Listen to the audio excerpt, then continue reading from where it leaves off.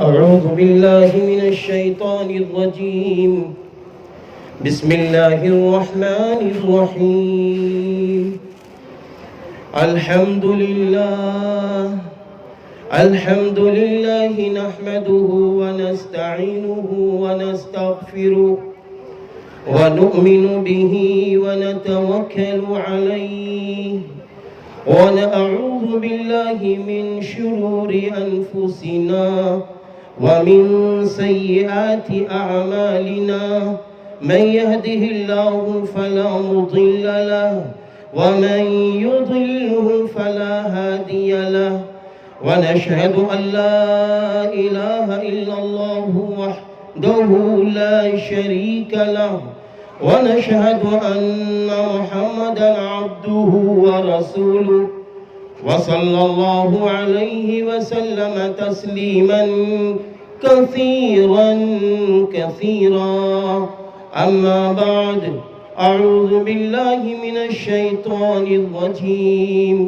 يا أيها الناس اتقوا ربكم الذي خلقكم من نفس واحدة وخلق منها زوجها وبث منهما رجالا كثيرا ونساء.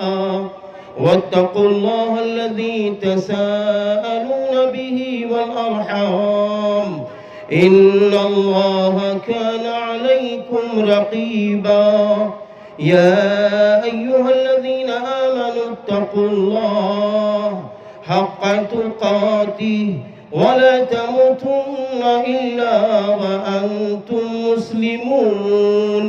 يا أيها الذين آمنوا اتقوا الله وقولوا قولا سديدا يصلح لكم أعمالكم ويغفر لكم ذنوبكم. ومن يطع الله ورسوله فقد فاز فوزا عظيما. صدق الله العظيم. وقال النبي صلى الله عليه وسلم: النكاح من سنتي فمن رغب عن سنتي فليس مني، أو كما قال عليه الصلاة والسلام. اللہ کے محبوب بندوں اور اللہ کی محبوب بندیوں، نکاح جس کے لفظی معنی ہیں زم ہونا، یعنی ایک اجنبی مرد اور ایک اجنبیہ خاتون کا اللہ کے نام سے جڑنے کا نام نکاح ہے. دو خاندانوں کے جڑنے کا نام نکاح ہے. نکاح کے موقع پر 6 باتیں ہوتی ہیں، جن میں سے 2 فرائض، 1 واجب اور 3 سنتیں. 2 فرائض یہ ہیں: ایجاب و قبول کا ہونا، یہ پہلا فرض ہے، اور دوسرا فرض ہے 2 گواہوں کی گواہی دینا.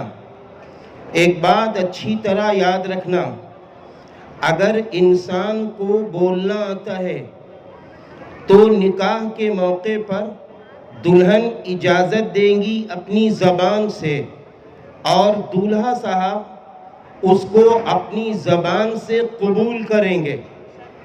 یہ بات یاد رکھنا، اگر نکاح ایسا ہوتا ہے کہ دونوں کو بولنا آتا ہے لیکن دونوں بول نہیں رہے ہیں، تحریر میں لکھ رہے ہیں، تو نکاح منعقد نہیں ہو سکتا. نکاح کے موقع پر 2 گواہوں کا ہونا ضروری ہے. یہ بات یاد رکھنا، اگر نکاح ہو رہا ہے 2 گواہ نہیں ہیں، ایجاب و قبول ہو رہا ہے 2 گواہوں کی گواہی نہیں ہے، تب بھی نکاح نہیں ہو سکتا. ابھی آپ نے دیکھا کہ ایجاب آپ کے سامنے ہوا ہے، لڑکی نے یعنی دلہن نے اجازت دی ہے.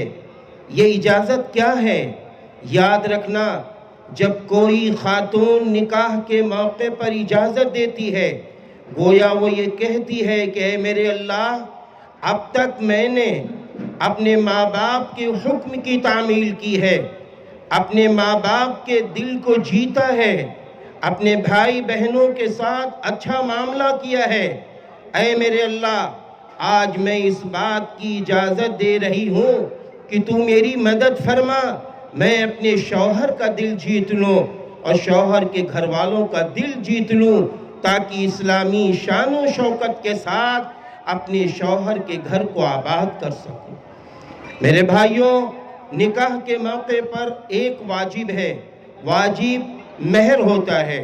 نکاح کے موقع پر 3 سنتیں ہیں، جن میں سے پہلی سنت ہے خطبے کا پڑھنا۔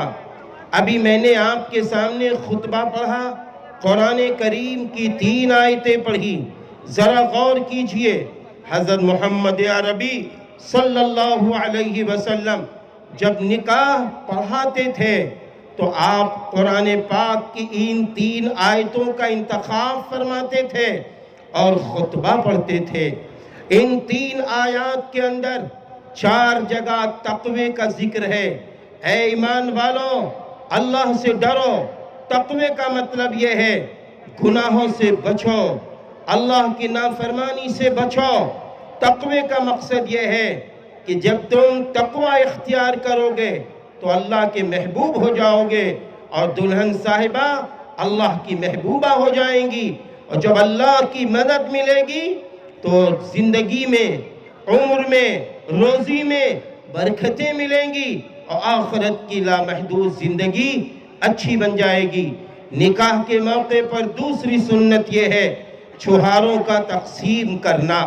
اگر بے ادبی نہ ہو تو تھوڑا سا اونچائی سے لٹانا بھی سنت ہے۔ نکاح کے موقع کی تیسری سنت یہ ہے جب نکاح ہو جائے، رات گزر جائے تو دوسرے دن دولہا کی جانب سے ولیمہ کرنا سنت ہے، اور ولیمے کی دعوت میں جانا بھی اچھی بات ہے، مستحب عمل ہے۔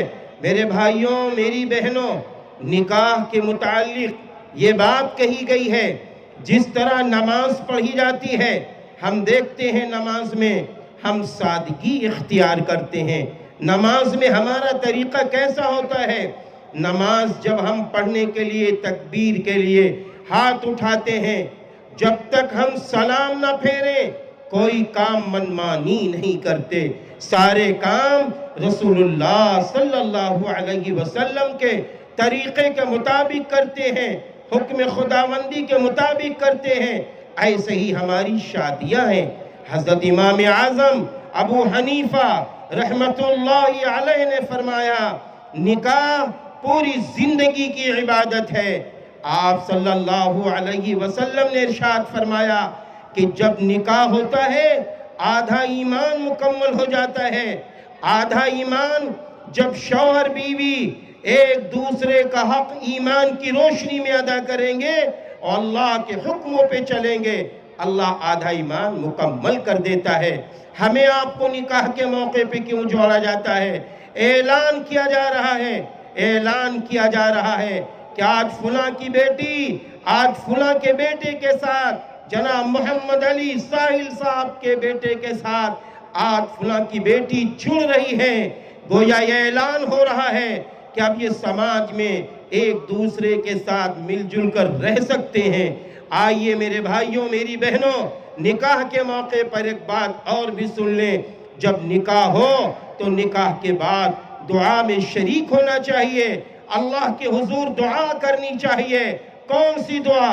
دعا کرو، اے میرے اللہ دولہا اور دلہن دونوں کے جوڑوں میں طاقت عطا فرما، دونوں میں محبت عطا فرما، دونوں کے ذریعے سے نسل انسانی کا سلسلہ جاری فرما۔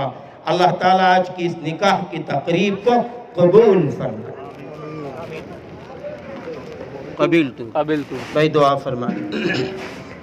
اللہم صلی علی محمد وعلی آل محمد كما صليت على إبراهيم وعلى آل إبراهيم إنك حميد مجيد اللهم أنت السلام ومنك السلام تباركت يا ذا الجلال والإكرام اللهم ربنا آتنا في الدنيا حسنة وفي الآخرة حسنة وقنا عذاب النار اللهم رب ارحمهما كما ربياني صغيرا۔ اللہ پاک تیرے فضل و کرم سے دونوں کے نکاح کی تاریخ کا انتخاب ہوا۔ اللہ پاک تیری توفیق کے بعد آج دلہن نے خوشی خوشی ایجاب کیا ہے اور دولہا صاحب نے خوشی خوشی قبول کیا ہے۔ اللہ پاک ایجاب و قبول کو قبول فرما۔ اللہ پاک ان دونوں کے نکاح کی تقریب کو قبول فرما۔ اللہ پاک نکاح میں برکتیں داخل فرما۔ اللہ پاک ایک دوسرے میں ایمانی محبتیں داخل فرما۔ اللہ پاک ایک دوسرے کے خاندان کا دونوں کو حق ادا کرنے والا بنا۔ اللہ پاک ان سب کے اتحاد سے نیک صالح اولادیں عطا فرما۔ اللہ پاک نکاح کی تقریب میں جو بیمار ہیں، پریشان ہیں، اللہ پاک سب کی بیماری، سب کی پریشانیوں کو دور فرما۔ اللہ پاک سبھی کی جائز تمنائیں پوری فرما۔ مردوں میں، عورتوں میں، بچوں میں، بچیوں میں، بہنوں کی سب کی جائز تمنائیں پوری فرما۔ اللہ پاک سب پر رحم و کرم کا معاملہ فرما۔ اللہ پاک جن کی بھی بے نکاح بیٹیاں موجود ہیں، جن کے نکاح ابھی نہیں ہوئے، رشتے و پیغام آتے ہیں چلے جاتے ہیں، اے اللہ ایسی بیٹیوں کے، ایسے بہنوں کے نکاح کرنے کی ماں باپ کو توفیق عطا فرما، نیک صالح جوڑے عطا فرما۔ اے اللہ جن جن بچیوں کی شادیاں ہو چکی ہیں اور کئی سال ہو چکے ہیں، ان کی اولادیں نہیں ہیں، ایسے بھی اولاد کو اللہ پاک نیک صالح اولادیں عطا فرما۔ اللہ پاک نکاح کی تقریب میں جنہوں نے وکالت کی ہے، گواہ بنے ہیں، ان کی خدمات کو قبول فرما، اور اے اللہ حاضرین کی خدمات کو بھی قبول فرما۔ اے اللہ صراط مستقیم کے مطابق، سنت نبی صلی اللہ علیہ وسلم کے مطابق ہم سبھی کو زندگی گزارنے کی توفیق عطا فرما۔ اللہ پاک ہم سبھی کی دعاؤں کو قبول فرما۔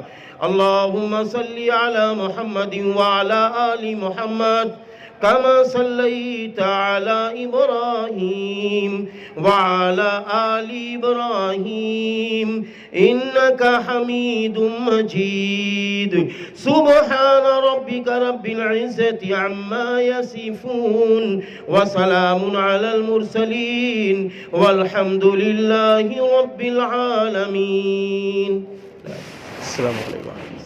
ماشاءاللہ بھائی مبارک۔